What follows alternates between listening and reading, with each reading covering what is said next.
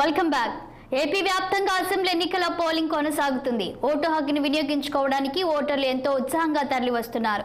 ఉదయం నుంచి పోలింగ్ కేంద్రాల వద్ద బారులు తీరారు. వీరితో పాటు ప్రముఖులు, రాజకీయ నాయకులు స్వచ్ఛందంగా తమ ఓటు హక్కుని వినియోగించుకుంటున్నారు. అయితే ఏపీలో ఇప్పటికే పలు చోట్ల ఈవీఎంలు మొరాయింపులు, మరోవైపు పలు పోలింగ్ కేంద్రాల వద్ద ఉద్రిక్త వాతావరణం నెలకొంటున్నాయి. అధికారులు ఎన్ని చర్యలు తీసుకున్నా ఇలాంటి ఘటనలకు అడ్డుగోడ పడటం లేదు.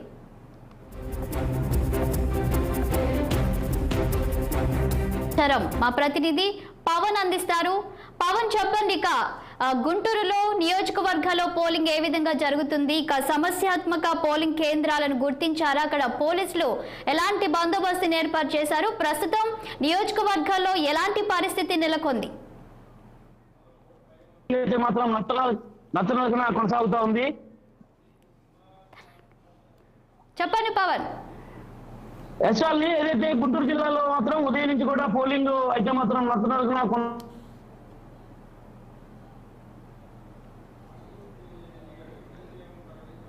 పరిస్థితి కూడా కనిపిస్తా ఉంది. కానీ ఈవీఎం లో మొరాయింపు అనేది కూడా పూర్తి స్థాయిలో కనిపిస్తున్నటువంటి నేపథ్యంలో కూడా వారు కొంత ఇబ్బందులు పడుతున్నటువంటి పరిస్థితి కూడా ప్రస్తుతం ఇటు గుంటూరు జిల్లాలో అయితే మాత్రం కనిపిస్తా ఉన్నాయి. ప్రధానంగా ఏదైతే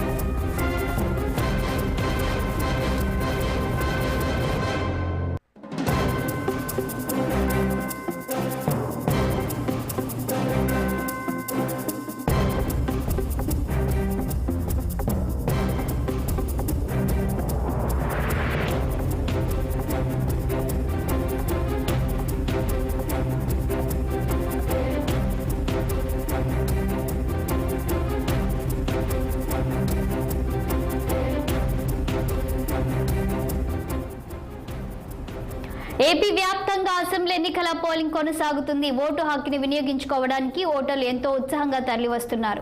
ఉదయం నుంచి పోలింగ్ కేంద్రాల వద్ద బారులు తీరారు. వీరితో పాటు ప్రముఖులు, రాజకీయ నాయకులు స్వచ్ఛందంగా తమ ఓటు హక్కును వినియోగించుకుంటున్నారు.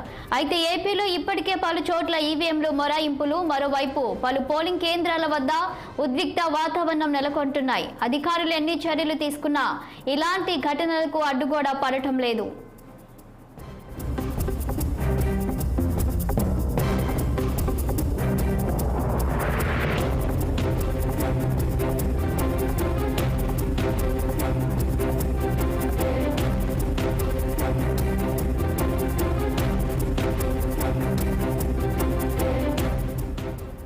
ఇక గుంటూరులో జరుగుతున్న పోలింగ్ కి సంబంధించి పూర్తి డీటెయిల్స్ మా ప్రతినిధి పవన్ అందిస్తారు.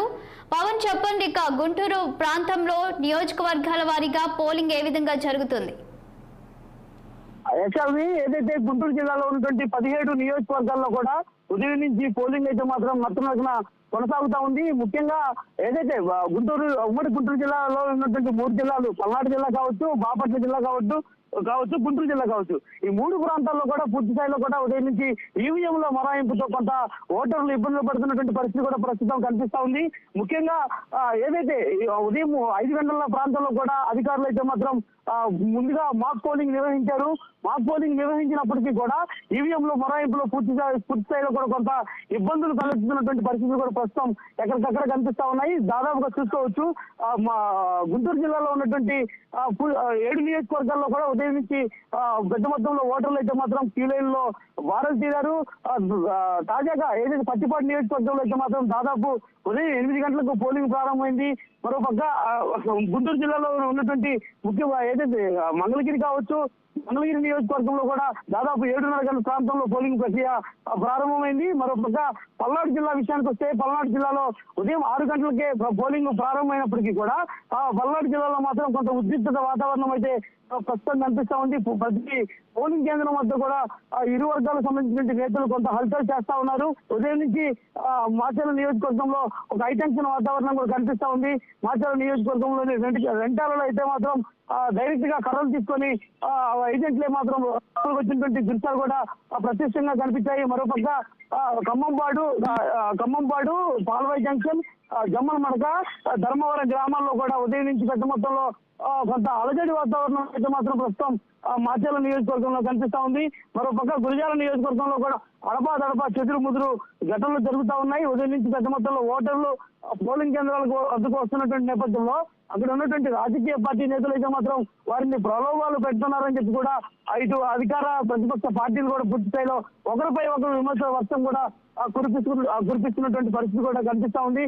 మొత్తానికి ఇటు పల్నాడు జిల్లాలో మాత్రం ఒక హైటెన్షన్ వాతావరణం కనిపిస్తా ఉంది. దాదాపు ఇప్పటి వరకు పోలింగ్ శాతం 15గానే నమోదైంది. దాదాపు సమయం ఇప్పటికే 11 గంటలు కావస్తున్నటువంటి నేపథ్యంలో 11 గంటలు అవుతున్నప్పటికీ కూడా ఇప్పటి వరకు 15% పోలింగ్ నమోదైనటువంటి నేపథ్యంలో సాయంత్రానికి ఏ విధంగా పోలింగ్ శాతం నమోదు అవుతుందనేటువంటి ఒక ఉత్కంఠమైనటువంటి వాతావరణం అయితే కనిపిస్తా ఉంది. ప్రస్తుతం ఏదైతే గుంటూరు జిల్లాకు సంబంధించి కూడా ఓటర్లు ప్రతి పోలింగ్ బూత్ వద్ద అయితే మాత్రం వాలంటీర్లు ఎన్నికలకు సంబంధించిన అధికారులు ఎక్కడికక్కడ ఓటర్లకు మొత్తానికి కూడా టెంట్లు ఏర్పాటు చేశారు. మరోపక్క మంచినీటి సౌకర్యం ఏర్పాటు చేయడంలో కూడా కొంత విఫలమయ్యారని కనిపిస్తా ఉంది. ఎందుకంటే ఓటర్లు వృద్ధులైతే మాత్రం పెద్ద మొత్తంలో వారంటీని కొంతమంది సొమ్మసిల్లి పడిపోతున్నారు. ఒక పక్క ఉక్కపోత ఎక్కువగా ఉన్నటువంటి నేపథ్యంలో కూడా ఉక్కపోత దాటిని తట్టుకునేందుకు కొంత వృద్ధులైతే మాత్రం ఇబ్బందులు పడుతున్నటువంటి పరిస్థితి గుంటూరు జిల్లాలో కనిపిస్తా ఉంది. ప్రధానంగా ఉదయం నుంచి కూడా ఎక్కడికక్కడ ఓటర్లు ఓటు వేసి వెళ్లాలనేటువంటి ఒక తాపత్రయంతో క్యూ లైన్ లో నిల్చున్నప్పటికీ కూడా కొంత ఈవీఎంల మొరాయింపు, అధికారుల అలసత్వం కూడా పూర్తి స్థాయిలో కనపడుతున్నటువంటి నేపథ్యంలో కొంత వారి ఇబ్బందులకు గురవుతున్నటువంటి పరిస్థితి ఇటు ఉమ్మడి గుంటూరు జిల్లా వ్యాప్తంగా అయితే మాత్రం కనిపిస్తా ఉంది. చాలని పవన్, సమస్యాత్మక పోలింగ్ కేంద్రం దగ్గర మరి పోలీసులు ఎలాంటి భద్రతను ఏర్పాటు చేశారు? ఇప్పుడే మనం చూస్తున్నాము గురజాలలో టీడీపీ వైసీపీ కార్యకర్తల మధ్య అక్కడ ఘర్షణ వాతావరణం చోటు చేసుకున్నట్లు. మరి పోలీసులు చర్యలు తీసుకున్నారా? అక్కడ ఎలా ఉంది పరిస్థితి? అంటే ఖచ్చితంగా కూడా ఏదైతే పల్నాడు జిల్లాలో ఉన్నటువంటి మాచర్ల నియోజకవర్గం కాకుండా పెదకూరుపాటు నియోజకవర్గంలో కూడా వైకాపా టీడీపీ సంబంధించినటువంటి వర్గీయులు ఒకరిపై ఒకరు పరస్పరంగా కర్రలతో దాడులు చేసుకున్నారు. దాడులు చేసుకోవడమే కాకుండా పోలింగ్ కేంద్రాల వద్దకు వెళ్లి కొంత అలజడి వాతావరణం సృష్టించినప్పటికీ కూడా స్థానికంగా ఉన్నటువంటి పోలీసులు కొంత ఏం చేయలేని పరిస్థితి కనిపిస్తా ఉంది. దాదాపు ఒక్కొక్క పోలింగ్ కేంద్రానికి 8 మంది పోలీసులను కేటాయించినటువంటి నేపథ్యంలో వీరు మూకుమ్మడిగా దాదాపు 10 నుంచి 20 మంది కూడా ఒకసారిగా కర్రలు తీసుకొని పోలింగ్ కేంద్రాల వద్దకు వస్తున్నటువంటి నేపథ్యంలో వారిని అడ్డుకునేందుకు కొంత కష్టతరమైనటువంటి పరిస్థితులు ప్రస్తుతం పల్నాడు జిల్లాలో కనిపిస్తా ఉన్నాయి. పల్నాడు జిల్లాలో ఉన్నటువంటి పెదకూరుపాడు నియోజకవర్గంలో కొద్దిసేపు క్రితమే కొంత ఉద్రిక్తమైనటువంటి వాతావరణం కనిపించింది. పోలింగ్ బూతుల్లోకి డైరెక్ట్ గా అక్కడ ఉన్నటువంటి అల్లరి మూకలు డైరెక్ట్ గా లోపలికి వెళ్ళేటువంటి చుట్టుకు వెళ్ళేటువంటి ప్రయత్నం చేశారు. వెళ్ళేటువంటి ప్రయత్నంలో భాగంగా పోలీసులు అడ్డుకున్నప్పటికీ కూడా పోలీసులు సైతం నెట్టివేసి లోపలికి వెళ్లి లోపలికి వచ్చినటువంటి ఏజెంట్లపై దాడి చేసేటువంటి ప్రయత్నం చేసినటువంటి దృశ్యాలు కూడా ప్రస్తుతం మనకి స్పష్టంగా కనిపించాయి. అందులో భాగంగానే ఇటు పల్నాడు జిల్లాలో ఉన్నటువంటి ఎస్పీ ఇప్పటికే కూడా సమస్యాత్మకమైనటువంటి దాదాపు 134 సమస్యాత్మకమైనటువంటి ప్రాంతాలను కూడా గుర్తించారు. అక్కడ కేంద్ర సాయుధ బలగాలను కూడా మోహరించినప్పటికీ కూడా ఇలాంటి ఘటనలు జరగడం పట్ల రాష్ట్ర ఎన్నికల కమిషన్ అయితే మాత్రం కొద్దిసేపు క్రితమే సీరియస్ గా పరిగణించింది. పల్నాడు జిల్లాపై ప్రత్యేక ఫోకస్ ఏర్పాటు చేసి అవసరమైతే మరింత సాయుధ బలగాలను అక్కడ పంపించి ఈ రోజు అంతా కూడా అక్కడ ఎలాంటి ఇబ్బందులు లేకుండా చూడాలని చెప్పి కూడా భావిస్తా ఉందని కూడా ప్రస్తుతం మనకు తెలుస్తా ఉంది. ఏదేమైనా కూడా ఇటు మాచర్ల నియోజకవర్గంలో పరిస్థితి కొంత హైటెన్షన్ గా ఉంటే పెదకూరుపాడు నియోజకవర్గం, గురజాల నియోజకవర్గంలో కూడా అదే పరిస్థితి కనిపిస్తా ఉంది.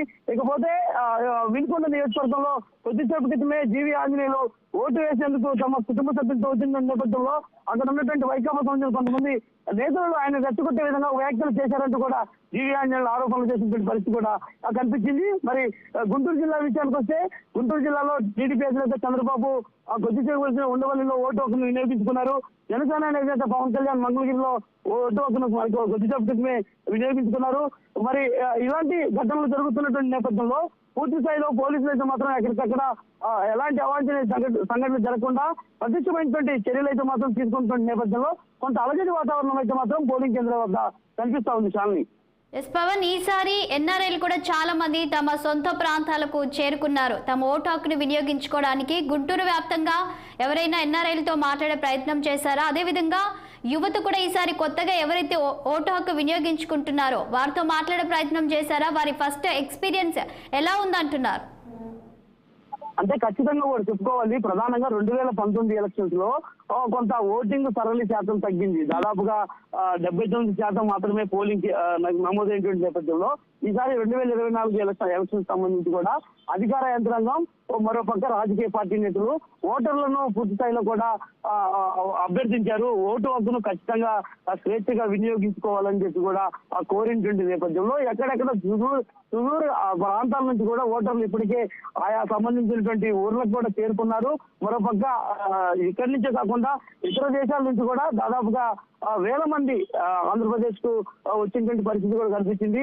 ఈ రోజు సాయంత్రం వరకు కూడా వారు ఓటు హక్కుని వినియోగించుకునేందుకు కూడా పూర్తి స్థాయి సన్నాహాలు చేస్తున్నటువంటి పరిస్థితి కూడా కనిపిస్తా ఉన్నటువంటి నేపథ్యంలో ఏదైతే రాష్ట్రాల నుంచి వచ్చినటువంటి వారందరికి సంబంధించి కూడా ఎక్కడికక్కడ ప్రత్యేకమైనటువంటి ఏర్పాట్లు కూడా ఇప్పటికే స్థానికంగా ఉన్నటువంటి రాజకీయ పార్టీ నేతలు వారికి ఏర్పాట్లు కూడా చేస్తా ఉన్నారు. వారు ఓటు హక్కును కూడా వినియోగించుకుంటున్నటువంటి పరిస్థితి ఈ నేపథ్యంలో మరి సాయంత్రానికి అంటే ఓటింగ్ శాతం అయితే మాత్రం దాదాపుగా ఆంధ్రప్రదేశ్ లో 79% గతంలో పోలేనటువంటి పోలింగ్ శాతం కంటే దాదాపు 83 నుంచి 89% కూడా జరగాలని చెప్పి కూడా ఇప్పటికే అధికార యంత్రాంగం కూడా భావిస్తున్నట్టుగా కూడా మనకి తెలుస్తా ఉంది.